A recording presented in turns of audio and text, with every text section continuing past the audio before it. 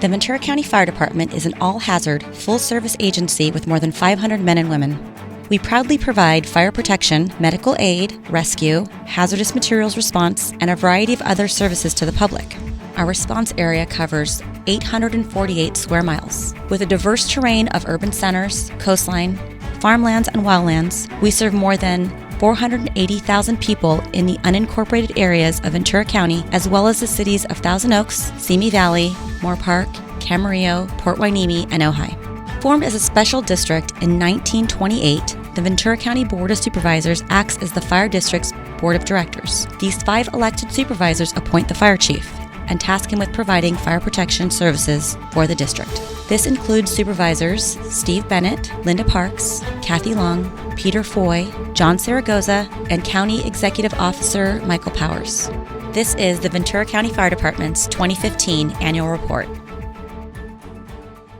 The Ventura County Fire Department has a long history of preparing our community for whatever comes their way. 2015 was an unusual year because of El Nino. We knew it was coming along with our wildfires, so we spent a lot of time and energy making sure our community and all of its members were prepared. I'm standing here in the Solomar Beach community, and on Christmas Day we had the largest fire in Ventura County for 2015. It burnt from over the 101 freeway and impacted the community of Solomar Beach. Shortly after the fire, we had significant El Nino rains. When we put the call out for help on December 25th, Christmas Day, for the Solomar fire, Southern California stood up and came to help us. Fire agencies from San Luis Obispo down to Orange County came to Ventura County to help us. We do the same thing. When the call for help goes out to fight a wildfire, we send our resources out in strike teams, whether they're our regular Type 1 large engines you see every day, or even our brush engines, or our hand crew, or our bulldozers. My job as fire chief is to make sure that really our county is protected more than anything else. So anytime we send resources outside of our county, we always have sufficient resources to protect our community here. One of the big values that we get is actually the experience and training that our firefighters get, going out and getting that experience on very complex fires. And they bring that experience back here to Ventura County, where they can put it to work when we have similar incidents. In December 2015, we actually had a great event, and it was called Sandbag Saturday. And we actually joined forces with a variety of community partners and government partners, all to help prepare the community. And what we did was, in just a little over 2 hours, we handed out 25,000 sandbags in 2 locations across the county. Community preparedness doesn't just come from the fire department.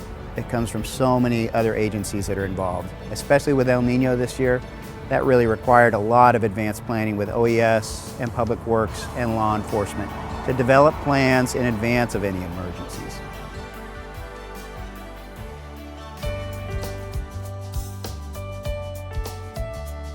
The fire district responds to about 40,000 emergency calls a year. There's 10 cities. Of those 10, 6 of them, the County Fire Protection District provides emergency services, fire services, and 4 of them we partner with. And all the unincorporated areas of the rest of the 2,200 square miles of Ventura County, we provide direct protection to those areas. We have 32 fire stations geographically located in the county of Ventura. So the practical implementation of emergency service to Ventura County comes out of Emergency Services Bureau. Our Fire Communications Center, it processes about 78,000 calls a year for the whole county. Some of our goals are get to the urban areas within 8.5 minutes, and in the rural areas in about 12.5 minutes. And we meet those goals like 95% of the time, depending on the metrics. In that less than 8.5 minutes it takes for us on the average to get from that phone call to that house, in that time there is care instructions and there's comfort instructions given from that public safety dispatcher to the caller. 4 years ago, we ran about 33,000 calls. 3 years ago, we ran about 35,000 calls. 2 years ago, we ran 37,000 calls.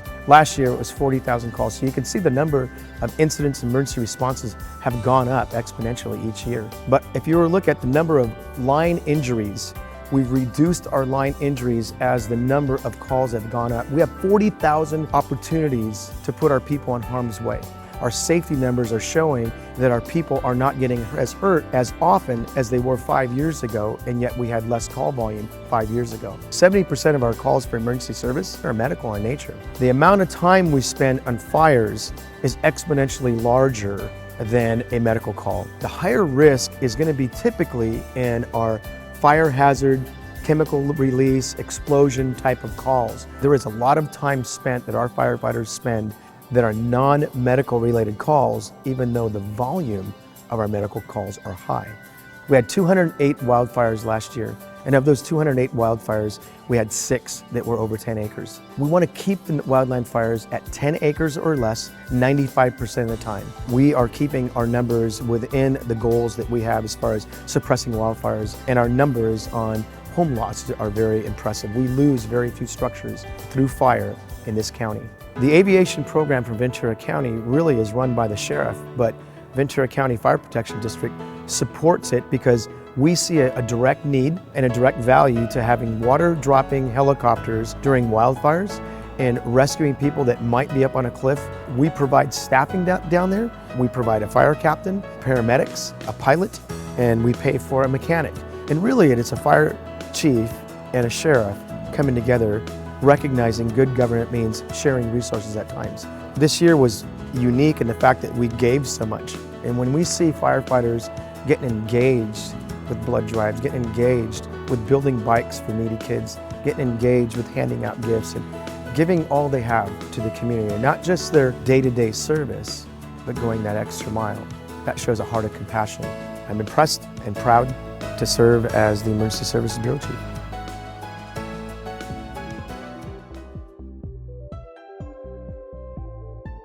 Generally, when you see our firefighters, they're either working an emergency, they're doing an inspection, they're doing something that serves you and protects our citizens. What you don't see is the amount of training that it takes to be able to go out and perform that. On average, each of our line-assigned personnel trains over 500 hours a year in the many different aspects of our jobs, including firefighting, emergency medical services, technical rescues, hazardous materials, administrative policies, human resource. We have a very well-rounded training program so that our personnel are able to deliver outstanding service. We happen to be standing at our regional training center. I mention regional because this training center is here for all the departments in our operational area. We also open up this area for all of our cooperators to come and use our props, our firefighting tools to train their personnel. During our 51st Academy, we implemented a new training philosophy called crawl, walk, run. This approach of crawl, walk, run is being applied to all aspects of our training. From the beginning, first day as a new firefighter recruit, to promotional processes, we are running an engineer academy, to captain's academies. We're applying this approach in all of our training. We completed our 51st Academy. We graduated 19 new firefighters that are out in the field serving you today. I'm proud to tell you that we gave out almost 30 life-saving awards in 2015.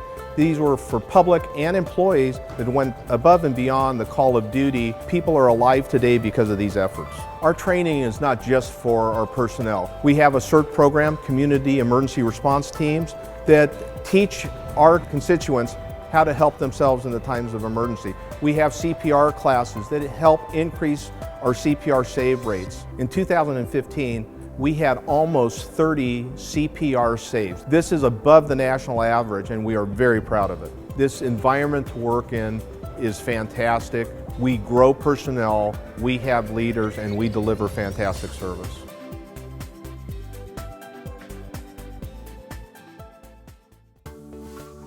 Ventura County Fire Department Support Services has to support a very diverse county. We're the biggest fire agency in Ventura County, and we have to be able to support any emergency that comes up through land, sea, or air. We have a helicopter program, we have ladder trucks and rescue engines, we have bulldozers, we have swiftwater rescue with jet skis, inflatable boat, and we have a harbor boat, and we also have a command vehicle, which is basically a mobile command center. So our total fleet is approximately 500 vehicles. We maintain a 90% service goal by starting with our preventative maintenance program, which allows us to keep things in service because we're being proactive. After that, we have field mechanics that go out and do service calls at the fire stations, and then we also can bring them in at this shop here for heavier repairs that are going to take a little bit more time. We have a team of in-house IT personnel. And this past year, the trend for us to support our 36 work sites was we needed a way to better communicate. We just recently have developed iPads, Skype cameras, so we could do real-time communications. iPad and cell phone applications save us money by saving time as far as the process. If we do some program out in the field, we've also implemented new dual band radios for Los Angeles City and Los Angeles County, so our bordering stations can communicate directly with them. We did a research and development on a new mobile radio to replace our current one, which are more efficient, have more channels, more scan capability. So the annex supplies all the station facilities and work site locations with everything from toilet paper to pens and papers, all the way to our fire hose and our fire protective personal equipment that the firefighters wear, and pretty much everything else in between. Fire service is always evolving and changing the technology and the equipment. It's getting lighter, safer. Our extrication tools got lighter. Fire hose is getting lighter and more durable. The nozzles are getting more intricate where they can have different patterns and produce better streams, which makes it safer for the firefighters. So in 2015, one of our biggest wins from a safety standpoint was replacing our outdated self-contained breathing apparatus. They have better face masks, they're lighter, they're more ergonomically correct for the firefighters. They have better warning devices on them. They have buddy breathing, so if somebody gets into trouble, you can plug into the other person's air line and give them some of your air off your bottle. So it just made it a more efficient and safer operation for all.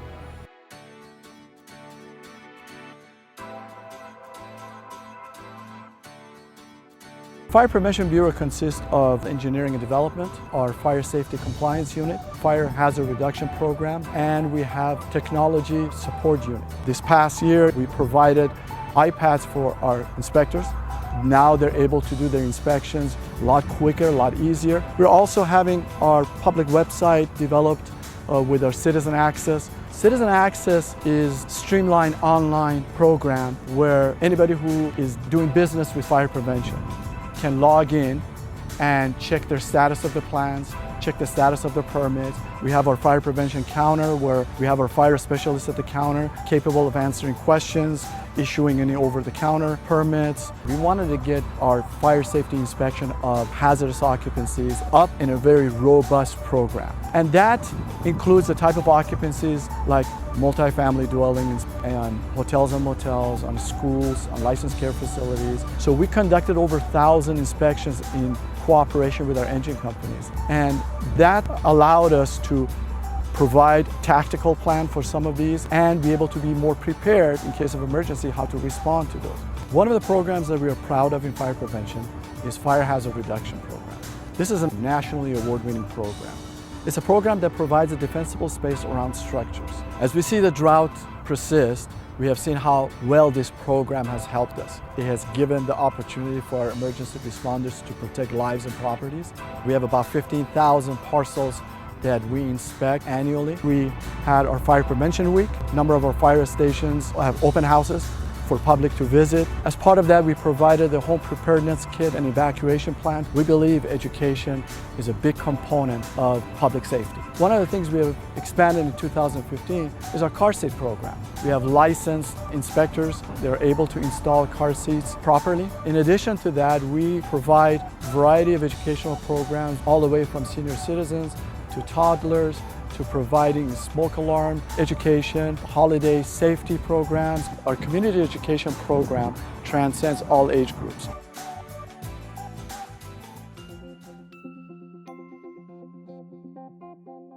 The Business Services Bureau compiles of fiscal, facilities maintenance, and capital projects, custodian of records. We develop two budgets, an operating budget and a one-time budget. We don't look at just our standard revenues, we also look outside to be fiscally responsible.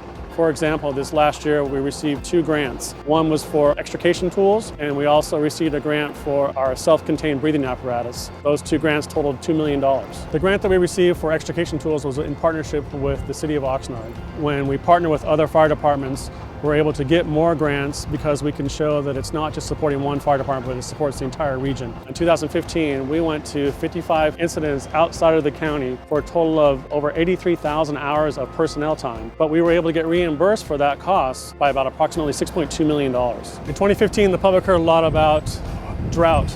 And so the fire district adopted the county's policy of brown is the new green. And so we reduce watering at all of our stations. We also have plans to install drought-tolerant landscaping at 5 of our facilities every single year until we get through all of our facilities. We've already installed low-flow water fixtures, and we've changed how we train with water in order to meet the community's expectations and just to be a good community partner. Every 10 years we do what's called a standards of cover study. What this study basically does is it looks at where our fire stations are located, it looks at where our equipment is located and where we deployed our firefighters. And it basically says, are they in the right place based upon our current calls, traffic studies, demographics. So those things are very important for us to make sure that we are, again, being fiscally responsible and meeting the needs of our community. In the past, we built fire stations to last 50 years. Now we try to build them to last 75 years.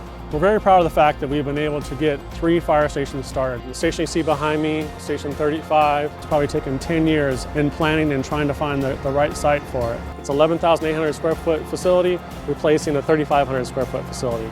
The current fire station has a single engine with 3 firefighters. This station behind me will have the ability to expand to up to 9 firefighters. One thing that I'm very proud of my bureau is that we're able to plan ahead. We do these long-term forecasts. We establish sound fiscal processes so that we're able to plan for the future and meet the needs for the future. And because we project, in the 15 years I'm at the fire department, we've never had to borrow money to build these facilities because we plan very far ahead to build facilities like this, which will help us build a better prepared community.